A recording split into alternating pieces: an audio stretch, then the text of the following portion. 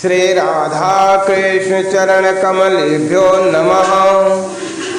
श्री राधा चरितामृत। तप्त कांचन गौरांगे राधे वृंदावनेश्वरे वैशुभानुसुते देवी प्रणमामि हरि प्रिये। श्री राधा चरितामृत भाग 35। शरद की वह प्रथम पूर्णिमा। शरद ऋतु था। उस समय जब कामदेव गोलोक से वृंदावन आया, वो प्रसन्न हुआ।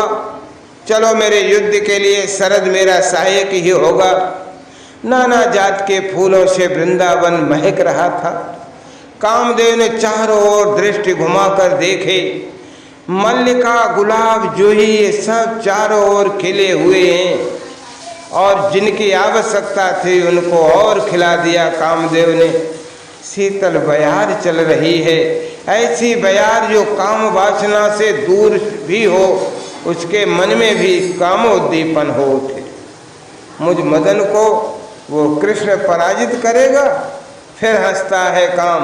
हाँ हाँ समझ गया, मैं कृष्ण नारायण का ही एक रूप है, पर उससे क्या, नारायण के ही इस रूप को कामदेव पराजित करेगा। बस तापसी का भेष ना हो, तापसी की चर्चा ना हो उसकी। मेरा पुष्पों का बाण ही काफी होगा उस कृष्ण के लिए। तो कामदेव खुश हो रहा है। तभी संध्या की बेला हुई और ये संध्या कुछ खास थी। शरद की पहली पूर्णिमा थी। मैं चारों ओर फैल गया था, वृंदावन में फूलों में था, मैं यमुना में बह रहा था, मैं हवा में था, मैं चंदा की चांदनी में था, मैं मैं भी सर्वव्यापी हूँ, नारायण से कम नहीं हूँ, मैं सर्वत्र फैल गया। अहंकार बढ़ते बढ़ते कितना बढ़ गया था आज इस कामदेव का कि ब्रह्म बनने चला था। तभी सूर्यास्त हो चुका था, दिशाएं अरुण हो गई थीं, ऐसी अरुण जैसे कुमकुम की तरह अनुराग ही मानो वृंदावन के आकाश में उड़ चला। मैंने देखा एक किशोर, एकाकी किशोर, वो अपने नंदगांव के महल से निकला और वृंदावन के शगन कुंज में पहुंच गया था। कामदेव देखते ही समझ गया कि यही कृष्ण है। ओह, ये तो बहुत सुंदर है, मेरी तरह सुंदर है ये। वो देखने लगा कृष्ण को, कितना कोमल, इसका अंग अंग सौंदर्य से भींगा हुआ। नहीं नहीं, ये तो मेरे से भी सुंदर है। अरे इतनी सुंदरता, इतनी सुषमा, इतनी शोभा तो मुझ में कभी नहीं थी। विचित्रता है ये है कि इस किशोर की कि इसे जितना देखो और सुंदर हो जाता है, होता जाता है। और कामदेव चकित हो रहा है। घुंघराली अलकें, उन सघन अलकों पर मोर पिछ, मस्तक पर गोरोचन का तिलक, ऑफिस की मुस्कान। कामदेव चकित रह गया, क्योंकि उस किशोर के आते ही वृंदावन में कामदेव का प्रभाव समाप्त हो गया था। अब तो प्रभाव इसी किशोर का ही रह गया। कामदेव देखता ही रह गया था। इस किशोर के आते ही प्रकृति प्रेम पूर्ण हो उठी थी। पक्षियों ने चहकना भी छोड़ दिया था और किशोर को ही देख रहे थे। भंवरों ने गुनगुनाना छोड़ दिया था। ये सब भी इसी की ओर ही मुड़े थे।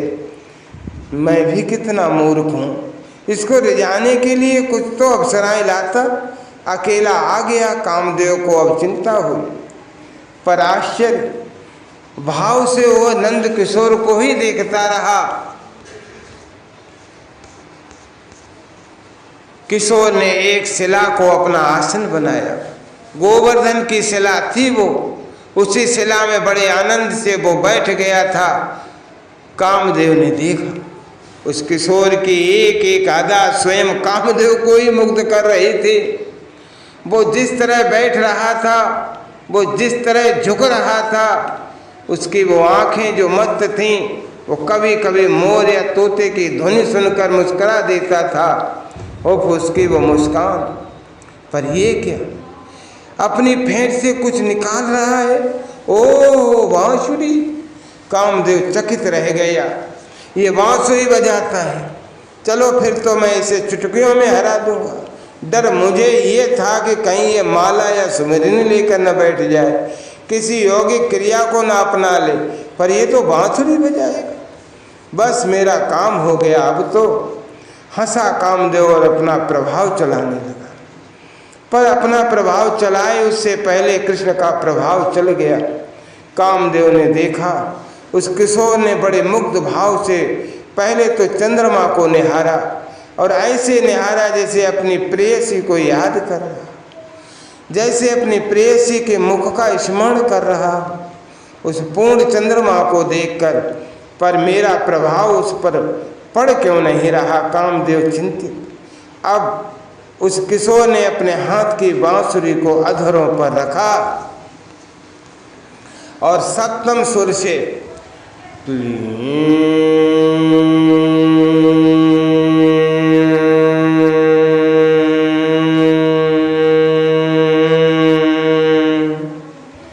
बीज को गुंजारित करना शुरू कर दिया। क्या मेरा ये आह्वान कर रहा है ये किशोर? ये मुझे चुनौती दे रहा है? पर कुछ क्षण ही बीते होंगे कि कामदेव कांप उठा। मेरी शक्ति छीन क्यों हो रही है? मेरा शरीर कांप क्यों रहा है? मेरा हाथ धनुष और बाण पर जा ही नहीं रहा है। क्या हुआ? क्यों हुआ? क्या हो रहा है मेरे साथ ये सब? कामदेव कुछ समझ नहीं पा रहा था। कौन सी ऐसी शक्ति है, कौन सी शक्ति है जो इसे बचा रही है मुझसे और मुझे कमज़ोर किए जा रही है? आज तक ऐसी किसी शक्ति से मेरा पाला नहीं पड़ा। ये क्या है? क्या ये गोप कुमार कोई जादू मजालता है? पर जादू मुझ पर चलेगा? पर चल रहा है कामदेव के कुछ समझ में नहीं आ रहा। तभी बंशी ने पुकारना शुरू किया। बंशी की पुकार सुनकर स्वयं मोहित होता जा रहा था कामदेव। बंशी में जो स्वर छेड़ा था वो सुर तो मेरी पत्नी रत भी नहीं जानती। कामदेव ने अब सुनना शुरू किया, ध्यान से सुनना शुरू किया। बंशी में वो किशोर कुछ गुनगुना रहा था। कामदेव खुश हुआ। हाँ, ये जो नाम ले रहा है यही है इस किशोर की शक्ति। कौन है ये?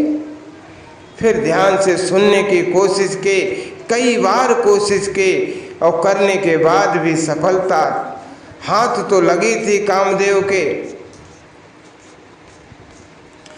बांसुरी में यही पुकार चल रही थी, मानो ये किशोर अपनी प्रेयसी से आज्ञा मांग रहा था, प्रार्थना कर रहा था।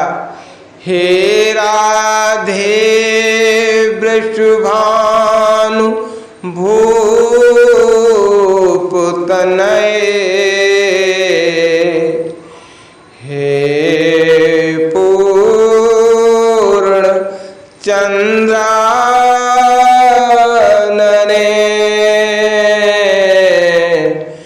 राधा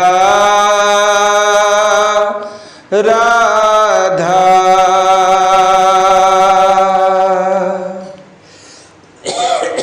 कामदेव समझ गए राधा इसकी शक्ति का नाम है।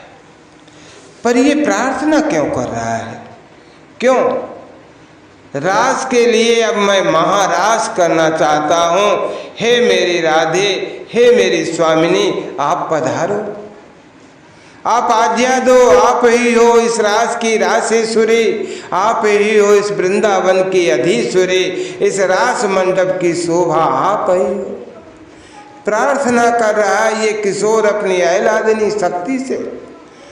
कामदेव समझ गया अब वो अपनी नई रणनीति बनाने में जुट गया था कि इस कृष्ण को कैसे युद्ध में हराऊं।